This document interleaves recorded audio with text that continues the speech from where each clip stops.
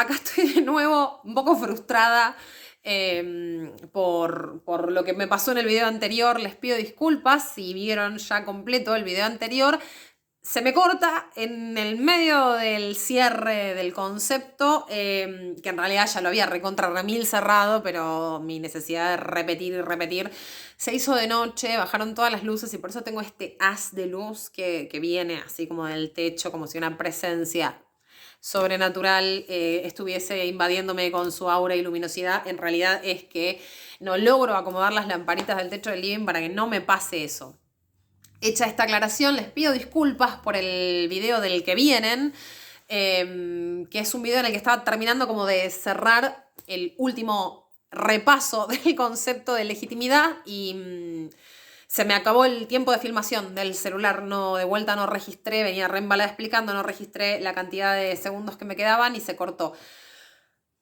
Había pensado en rehacerlo, pero la verdad es que me parecía que había salido bastante bien. De todas las veces que filmé esa parte de la explicación era la que mejor había salido y era como muy frustrante tener que lograr que solo por esos últimos segundos en los que se cortó la idea, hacerlo toda la media hora de explicación de vuelta.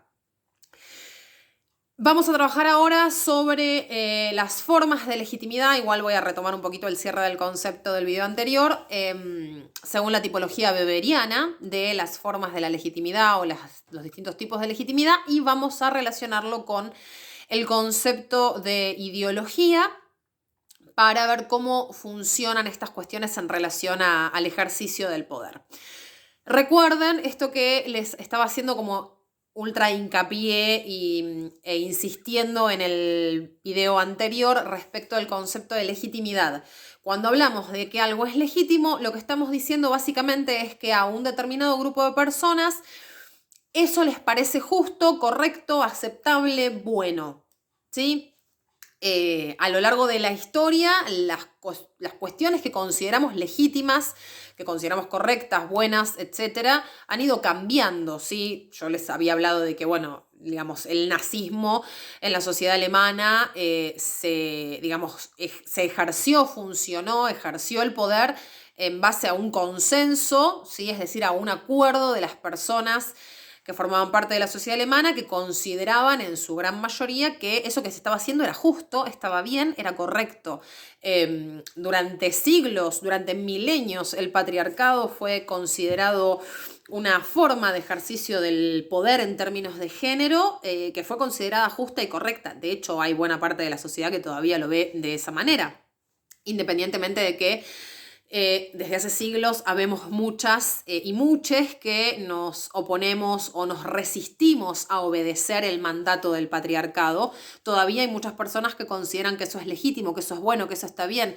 El racismo fue considerado legítimo. De hecho, había toda una teoría que buscaba legitimar la discriminación de las personas por su origen étnico o racial, pero no solo eso, sino también el ejercicio de la dominación por sobre aquellas personas que eran consideradas inferiores, ¿sí? ¿Por qué retomo todo esto que ya lo había dicho en el video anterior? Para que quede en claro que el concepto de legitimidad refiere a aquellas cuestiones que consideramos que son justas, correctas, buenas, ¿sí?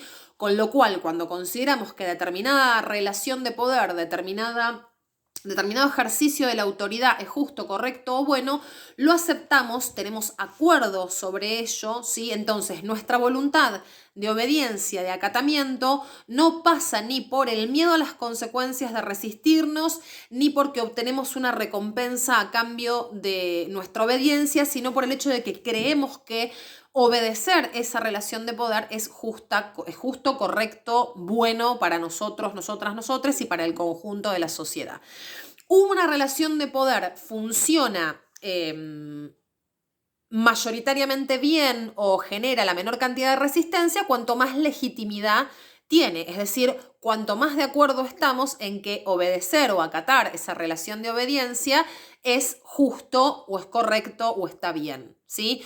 Cuanto más legítimo sea un poder, es decir, cuanto más de acuerdo estemos con que eso es lo mejor, menos resistencias va a presentar, por ende, menos va a requerir del uso de la fuerza para sostenerse en el poder. No hay ningún poder en la historia, por violento que haya sido, que haya logrado mantenerse, por fuerte que haya sido, que haya logrado mantenerse solo en base a la violencia, ¿sí? Todos los poderes, todas las relaciones de poder, sobre todo las relaciones que tienen que ver con las cuestiones político-económicas y culturales, están basadas y sostenidas no solo mediante el uso de la fuerza o mediante el recurso a la violencia, sino mayoritariamente porque hay un consenso, es decir, una aceptación, un acuerdo de que eso es correcto, por ende que es legítimo. Por eso hablar de legitimidad es tan importante, por eso comprender el concepto de qué quiere decir cuando decimos que algo es legítimo es importante, porque nos permite cuestionarnos en base a qué consideraciones de lo que está bien y lo que está mal, es decir, de lo que es justo o injusto, aceptamos o no las relaciones de poder en las cuales vivimos, ¿sí? Espero que me vayan siguiendo. Me quedé como un poco trabada capaz por el corte abrupto que me pasó en el video anterior. Me enojé un poco, pero estoy retomando la calma para poder seguir explicando. Bien, no hay matecito hoy porque estoy súper embalada explicando y si me tomo un mate y se me lava y se me enfría, entonces preferí prescindir de la compañía del mate hoy. Habiendo hecha entonces esta definición de lo que consideramos legitimidad y explicado por qué es importante preguntarnos, cuestionarnos acerca del concepto en el marco de las relaciones de poder, vamos a mencionar ahora 3 tipos de legitimidad, ¿sí? Que son las que aparecen en el texto, que están planteadas, definidas, establecidas por Max Weber, un sociólogo alemán que ya falleció, que analiza justamente los vínculos, las relaciones, entre muchas de las cosas que analiza Weber, ¿no? Que analizó, está cómo funcionan las relaciones de poder en base a las construcciones de consenso y de acuerdo sobre ese poder, para lo cual justamente trabaja con el concepto de legitimidad y legitimación del poder y establece una tipología, ¿sí? En la cual plantea que existen 3 formas de legitimidad, es decir, 3 mecanismos a través de los cuales las sociedades generan consenso en o sobre determinada relación de poder. Hago la aclaración. ¿Son las únicas formas de legitimación del poder que existen? No. Son las que corresponden con la tipología weberiana. Nos vamos a encontrar que en una sociedad, que en un tipo de sociedad existe un tipo de legitimidad weberiana y las otras 2 no, o como existe una, no existe... No. De hecho, Weber lo que plantea es que lo que él formula son tipos ideales, es decir, él te plantea un concepto y en base a ese concepto lo que hace es brindarnos una herramienta para pensar sobre qué base se construye la legitimidad de una determinada relación de poder en el marco de una sociedad X. Bajo esto a lo concreto. Las únicas formas de concebir, de construir, de pensar la legitimidad son las que plantea Weber. No, de hecho nosotros vamos a ver más adelante otras alternativas de construcción y de pensar la legitimidad, sobre todo en el marco del poder político. Si aparece una forma de legitimidad de las que menciona Weber, las demás no, tampoco. De hecho, repito, Weber plantea que conviven entre sí usualmente en mayor o menor medida las 3 formas de legitimidad entre las distintas relaciones de poder que se dan en el marco de una sociedad. Bien, hecha esta aclaración, nuestro amigo Weber plantea que existen 3 formas de legitimidad o 3 tipos, ¿sí? Tengan en cuenta esto también, Weber está escribiendo a principios del siglo XX, con lo cual ahí hay también todo un condicionamiento teórico en función del conocimiento que se tenía en ese entonces de la sociedad, ¿sí? Bien, vuelvo. Les decía entonces, él plantea que existen 3 tipos o 3 formas de legitimidad. La legitimidad tradicional o la legitimidad ejercida, o mejor dicho, la legitimidad generada a través de las tradiciones, la legitimidad carismática y la legitimidad que está dentro del marco de lo legal, la legitimidad por el respeto al marco legal. En el caso de la legitimidad tradicional, lo que Weber plantea es que determinadas relaciones de poder funcionan apoyadas en el consenso, en el acuerdo, en la idea de que es justo obedecer a ese grupo de personas o a esa persona en particular porque las tradiciones así lo plantean. La obediencia que los fieles de una determinada religión acatan a sus líderes religiosos. Por ejemplo, la obediencia que los feligreses de la Iglesia Católica acatan respecto del sacerdote durante la ceremonia de la misa, o bien incluso, yendo todavía más allá, la obediencia de aquellos, aquellas que creen que hay que hacer lo que dice la Biblia. La Biblia es una fuente de tradición para la fe judeocristiana, ¿sí? Antiguo Testamento los judíos, Antiguo y Nuevo Testamento los cristianos, sobre todo católicos apostólicos romanos. Bien, muchos obedecen a la Iglesia Católica porque consideran que tienen autoridad, que es correcto obedecer, porque la tradición bíblica así lo dice, ¿sí? La legitimidad basada en la tradición está muy vinculada a la cuestión de estrictamente de las creencias. Bueno, la legitimidad tiene mucho de creencia, pero en el caso de la cuestión de la tradición, sobre todo si hablamos de instituciones religiosas, es bastante más fácil de demostrar. ¿Por qué, por ejemplo, en la mayor parte de las regiones donde se profesa el Islam, las mujeres visten de X manera y se comportan respecto de los hombres de X manera, ¿sí? O sea, ahí el patriarcado es todavía más profundo, más marcado e incluso en algunos aspectos más violento que lo que es por ahí en sociedades más occidentalizadas. Con esto no estoy haciendo un juicio de valor, sino que simplemente estoy presentando una realidad. ¿Por qué muchas mujeres obedecen o acatan esa relación de poder que los hombres en nombre de la religión ejercen sobre ellas? Porque la tradición así lo plantea, ¿sí? A ver, voy a poner un ejemplo que espero que me sigan en esta, porque ya desde hace un par de años que me vengo frustrando porque no me siguen mucho con los ejemplos de los Simpson.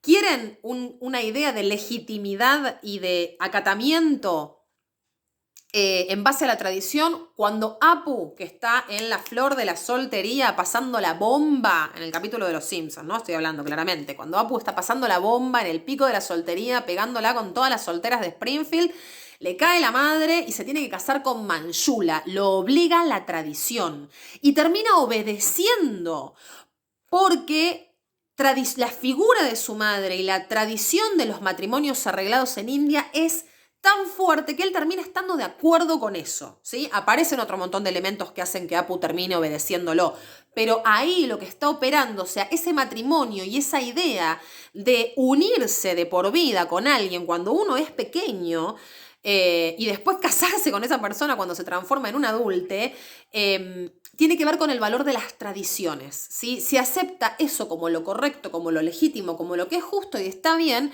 porque detrás de eso hay un valor inculcado por las tradiciones, ¿sí?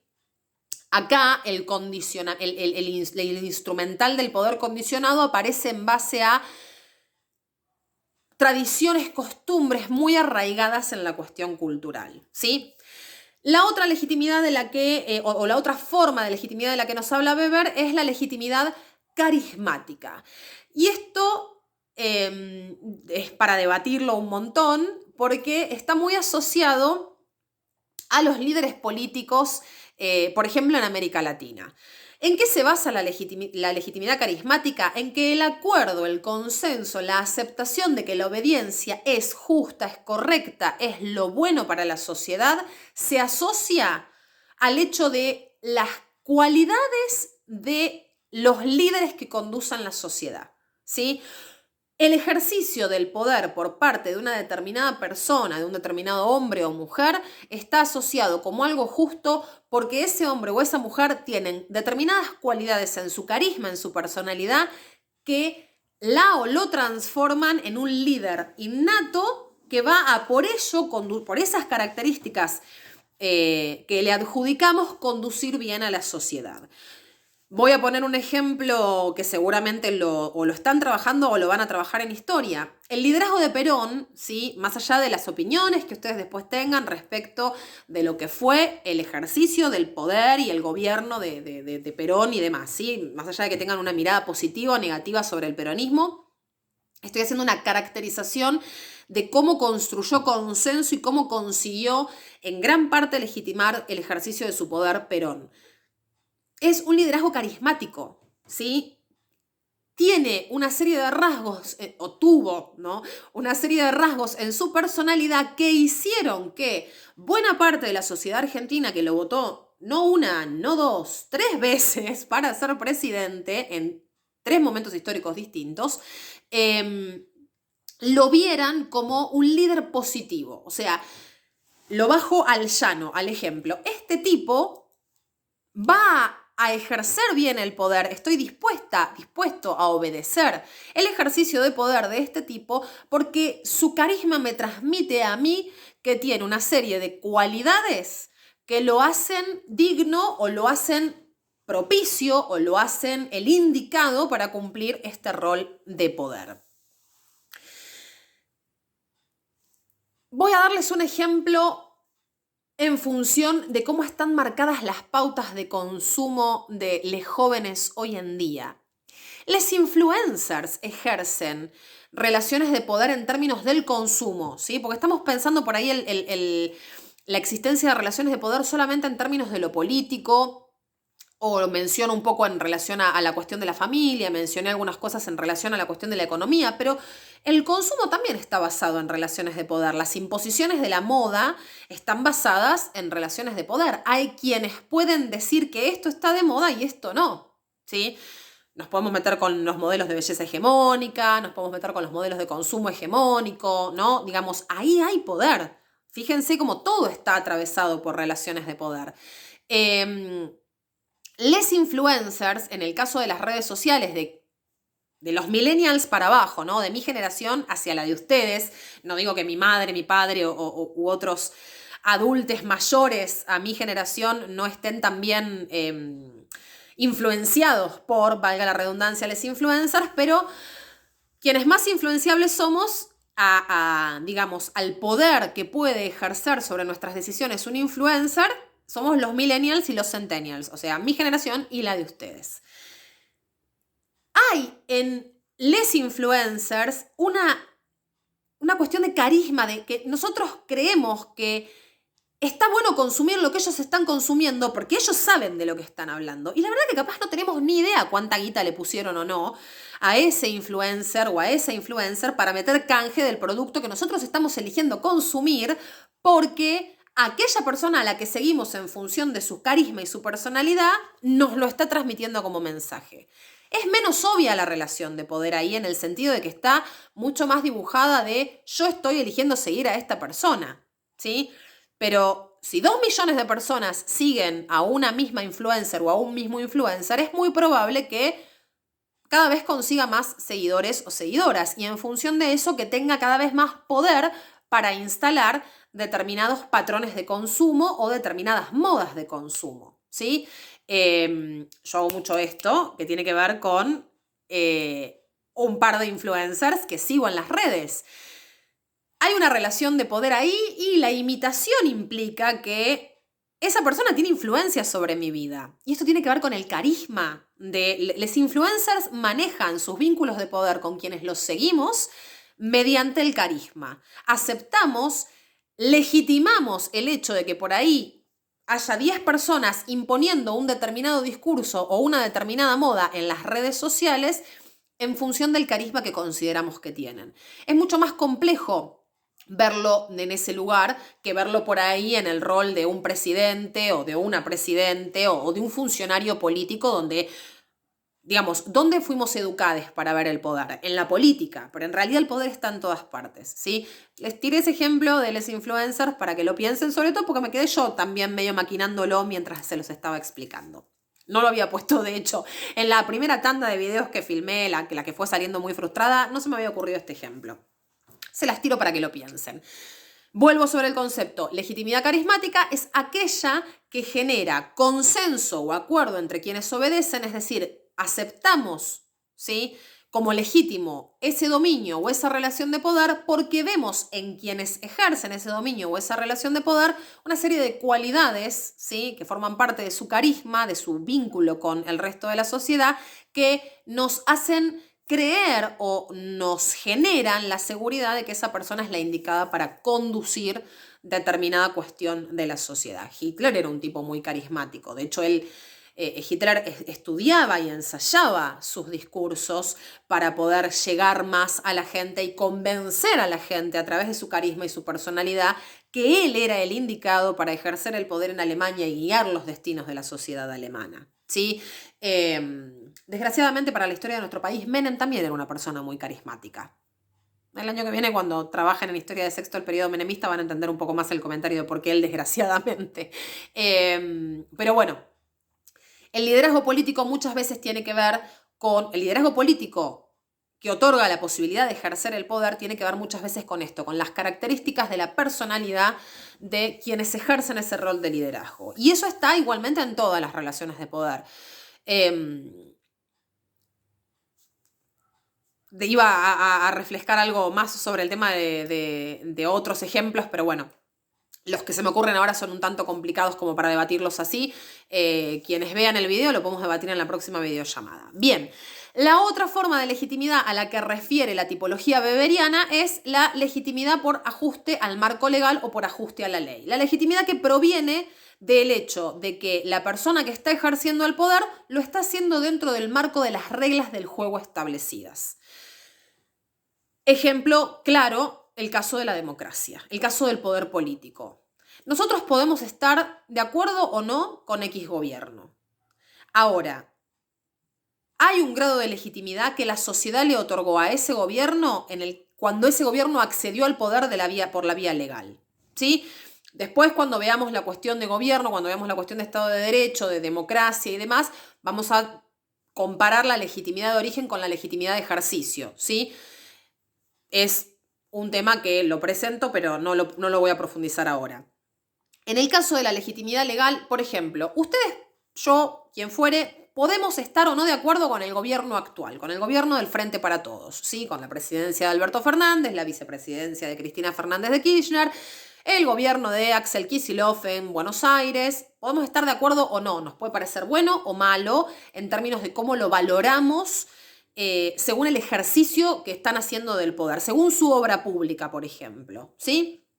Ahora bien, no podemos negar que es legítimo. ¿Por qué lo aceptamos? Porque hay un acuerdo generalizado de la sociedad, aún incluso de quienes se oponen al poder, que ejercen en el sentido de que no les gusta Alberto Fernández, porque no les gusta el peronismo, porque hay una aceptación generalizada de la sociedad, porque accedieron al poder mediante la vía legal que la sociedad argentina acepta que una persona acceda, que una persona, un grupo de personas, un equipo de gobierno acceda al poder mediante la democracia. Hubo un respeto de la forma del acceso al poder. Fueron votados por la ciudadanía. Votados, votadas, votades por la ciudadanía. Después entramos en lo que tiene que ver con la legitimidad de ejercicio, que es si nos termina copando o no cómo llevan adelante su gestión de gobierno. Pero en términos de lo que representa el acuerdo, el consenso obtenido por la legitimidad legal, este es un gobierno legítimo. Tiene un consenso, un acatamiento generalizado de la sociedad, aún incluso aquellas que no simpatizan con quienes están en el poder.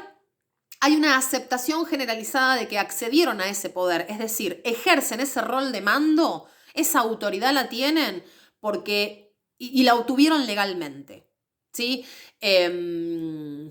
Quisiera ponerles otro ejemplo. Bueno, esto es un poco más polémico, pero no me quiero meter en problemas con el ejemplo que voy a dar. Esto sería mucho más sencillo plantearlo en el aula para que lo discutamos. Muchas veces uno no está de acuerdo con el accionar de determinada fuerza de seguridad. Sin embargo, terminamos acatando ciertas órdenes porque está actuando dentro de lo que es la ley, ¿sí? Se complica mucho más, hablamos nosotros en la videollamada del tema del abuso de poder por parte de las fuerzas de seguridad. Pero supongamos que no hay abuso de poder. Supongamos que la fuerza en cuestión, sea cual fuera, está obrando dentro de los límites de su poder. Yo puedo estar o no de acuerdo con la existencia de X fuerza de seguridad. Ahora, si esa fuerza de seguridad está actuando en el marco de la ley, yo acepto y acato que tengo que obedecer en función de que ese marco legal es el que aceptamos todos. ¿Se entiende? Me refiero a esto. Uno puede parecerle algo más copado o menos copado. pero también tenemos la capacidad de reconocer que si está dentro del marco de lo legal, genera cierto consenso social. Y esa es la parte interesantísima para discutir. Legal y legítimo no son lo mismo. A veces lo legal termina otorgando legitimidad, pero muchas veces lo que es legítimo igual es considerado ilegal y muchas veces lo que es legal empieza a aparecer ante los ojos de determinado grupo de la sociedad como ilegítimo. Por ejemplo, durante muchísimo tiempo, pero les estoy hablando de muchísimo tiempo, las mujeres no podían ligarse las trompas salvo que o hayan tenido hijos, por lo menos 2, y si estaban casadas, el marido tenía que firmar el consentimiento de la ligadura de trompas. O sea, a ese nivel no teníamos poder de decisión sobre nuestro cuerpo, chicas. Eso empezó a ser considerado ilegítimo por un montón de mujeres. ¿Sí? Estoy hablando del caso de Argentina. Empezó a ser considerado ilegítimo por un montón de mujeres. ¿Cómo puede ser que yo tenga que pedirle permiso a un hombre con el que estoy casada, porque elegí casarme o porque peor me obligaron a casarme, para decidir no tener más hijos? O sea, los maridos tenían que firmar el consentimiento de la ligadura de trompas de una mujer. Una mujer no podía disponer, no estamos hablando acá de aborto o no aborto, estamos hablando de un método anticonceptivo eterno, ligadura de trompas, ¿sí? Que si les interesa, más adelante charlamos de qué se trata, les cuento. Pero es un método de anticoncepción. O sea, no involucra más que el cuerpo de la mujer que se somete a esa intervención. Durante muchísimos años, las mujeres que querían pasar por esa intervención, si estaban casadas, tenían que contar legalmente con la firma del marido para poder acceder a ese método anticonceptivo. En algún momento, por suerte, el feminismo abrió la cabeza de una gran cantidad de mujeres y eso hizo que empezase a ser considerado socialmente ilegítimo que una mujer tuviera que pedirle permiso a un hombre para acceder a ese método anticonceptivo. ¿Qué generó eso? Que la ley cambie. Ahora, cualquier mujer mayor de 18 años con asesoría médica, la gata se me está por tirar el teléfono, con la asesoría médica correspondiente puede acceder a la ligadura de trompas, ¿sí? Les puse este ejemplo extremo para que de vuelta diferencien legal de legítimo, ¿sí?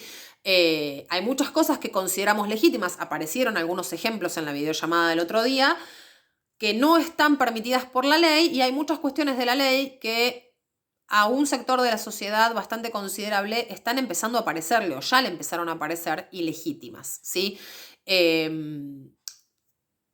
Lo que vimos hasta ahora, y voy a cortar, porque me voy a enchufar, me voy a entusiasmar con el concepto de ideología, me va a pasar lo mismo que en el video anterior, se me va a cortar en el medio. Esta conceptualización weberiana de legitimidad garantizada por la tradición, por el carisma o por la ley, recuerden esto, no siempre lo legal es legítimo, pero lo legal a veces puede ser fuente de legitimidad, ¿sí? Es un poco trambólico, pero creo que se entendió el concepto. ¿Es la única tipología esta de la legitimidad? No, no es la única. Si hay legitimidad tradicional, ¿no hay legitimidad carismática? No, puede haber ambas. Puede haber un sacerdote al que sus feligreses le hagan caso porque la tradición así lo dice, pero que además tenga todo el carisma del mundo. El Papa Francisco, por ejemplo. ¿Por qué la Iglesia Católica en todo el mundo acata la autoridad del Papa Francisco? Porque así lo dice la Biblia, porque así lo establece la tradición católica. Pero además resulta que encima tenemos un Papa súper carismático. Dije tenemos y la verdad que yo no me siento parte de la fe católica. Fíjense cómo ciertas cosas están como súper inculcadas. Yo no me considero parte de la fe católica, entonces no, es que no tengo un papa. Digamos, la feligresía católica tiene además un papa que es súper carismático, ¿sí? Bueno, detrás de la cuestión de la legitimidad, ¿sí? En muchos casos aparece algo que conceptualizamos como ideología. ¿Qué quiero decir con esto? Muchas veces la legitimidad está apoyada en sistemas de ideas. Las ideologías son básicamente eso, sistemas de ideas, ¿sí?